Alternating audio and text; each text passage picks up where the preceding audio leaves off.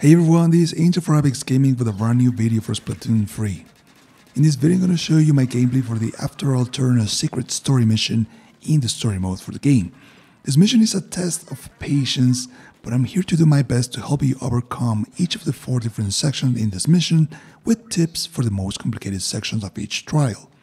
Be aware that this will take you probably a couple of hours worth trying depending on your skill level, so be sure there are no Splatfest game updates to install or anything important that can make you want to quit. So without further ado, let's move on with the jumping puzzle. The first jumping section is actually pretty manageable. I'll let you do this on your own.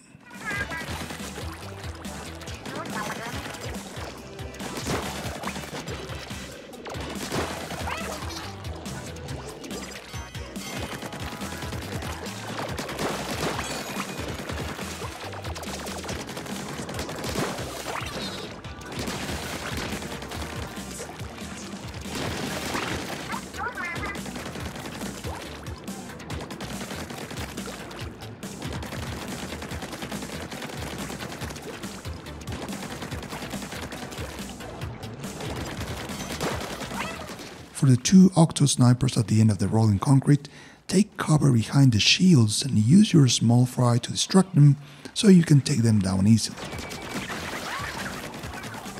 Now let's move on with the squid search section. For this, I have my key binding for the jump button mapped to the L button, which helps me move the camera around while I'm jumping, but that's just me. Remember that the squid search is done by pressing and holding the jump button for a second while you're climbing. The game has a visual cue where the eyes of your inkling glow to indicate you that the squid search is ready, but you can actually do this slightly before to get the same jumping effect. Time your jumps correctly and climb to the top and then continue until you pass the Octo Sniper for the next tricky spot.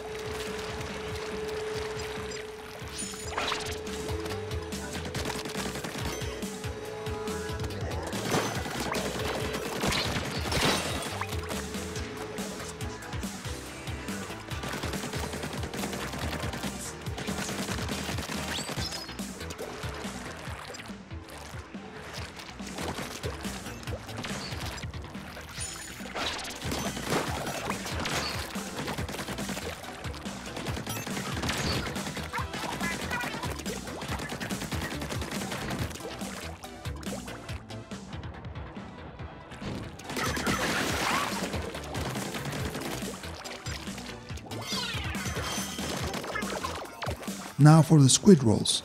For this to actually work, you need to do a squid search, but instead of just releasing your jump button, move the stick towards the direction where you want to do the roll.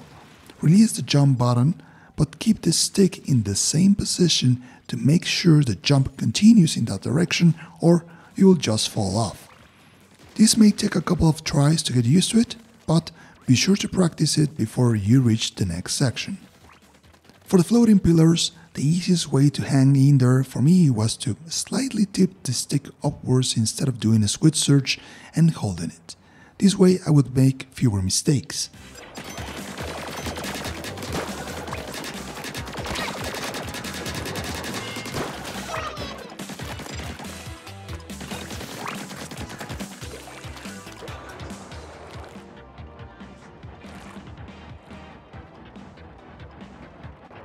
In this last floating pillar here, you'll need to perform a squid roll backward. Don't move the camera.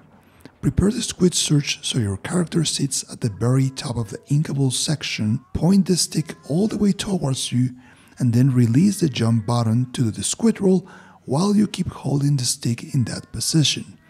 Don't panic, just be aware of the sound of the onion rings that you collect on the way down. This is your cue to release the stick so you land safely. Okay, I'll see you further down the road for the last tricky jumping puzzle.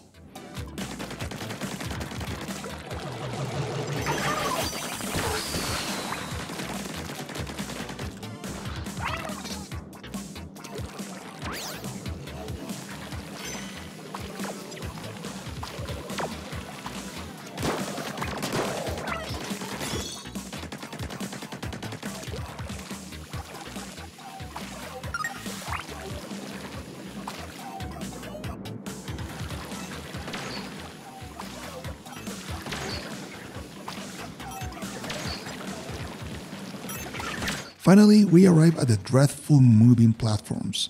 First, we need to get down there, and to do this in a safe way, I try to ink each platform before I jump to it so I can do a long jump with my squid or swim against the rotation if I'm beginning to fall.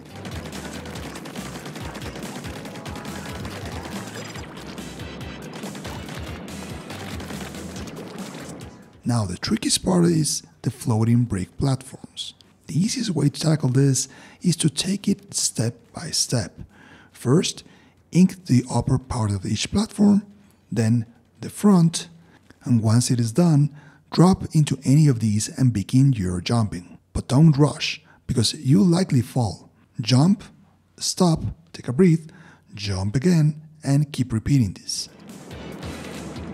When you reach the gray wall, don't go for the jump. Instead, ink first and then do your jumps again until you can do a safe jump into the ink and then climb safely so you can reach the launch pad into the next section. Moving on to the rails. Prepare to shoot and aim fast, man. You'll need to pop all the balloons on each section for the following to appear. If you miss one, you're busted. My biggest tip for this section is to remember to dive into the rail to fill your ink tank, because it can be pretty easy to run out of ink in the middle of the action if you don't do this properly. If you perform each balloon busting section correctly, you'll have a second or two for refilling each time. Also, as a last resort, in case you've missed a balloon, try jumping on the rail and shooting, as this tends to slow your motion a little bit. But the best thing you can do is to learn the order where the balloons will appear. Remember that your weapon has a lot of ink spread while shooting, and sometimes some balloons can be popped even when you're not pointing directly towards them. Now, without further ado, here is the gameplay.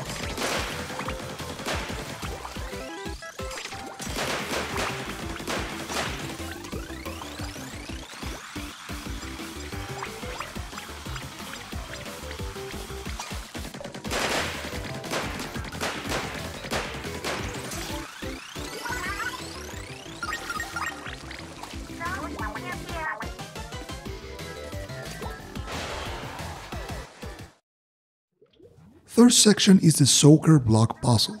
I consider this to be the easiest section of the mission. I actually did it on my first try, as you can take your time and work your way with your small fry for each puzzle. The gameplay is very self-explanatory for this section, so I'll just let the video roll for this one. I'll see you in the final section.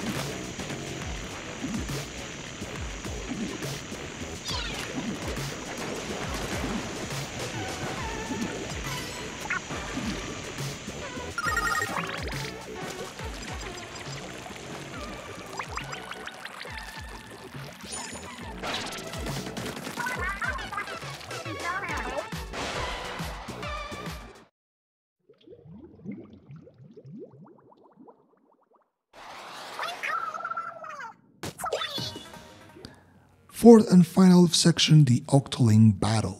This is it, the final section of this very long mission. Here you will fight 3 different waves of Octolings, each with increasing difficulty and fewer concrete blocks to protect you or use as cover. I'm really sure you don't want to see me fight, trust me, but a tip that really made the difference to help me overcome this final section was to make the most out of the small fry. Once fully upgraded in the skill tree, your little body can take down any Octoling almost instantly, so don't hesitate to use it as a bomb instead of a distraction. Wave 1 and 2 consist of 7 Octolings, but Wave 3 increases the number up to 14 and gives all of them specials. For that dreadful wave, I used a very dishonorable tactic of camping on the far left corner of the stage and waiting for them until I could surprise them with a small fry.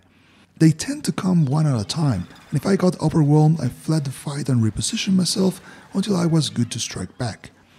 Be extra careful with the jetpack Octolings and use the pillars as cover against their shots. Those are the most dangerous of the whole pack. With a little bit of patience, I'm sure you'll be able to defeat them and get all of the juicy rewards that await you at the end of the road. Congratulations! That's it for the story mode of Splatoon 3.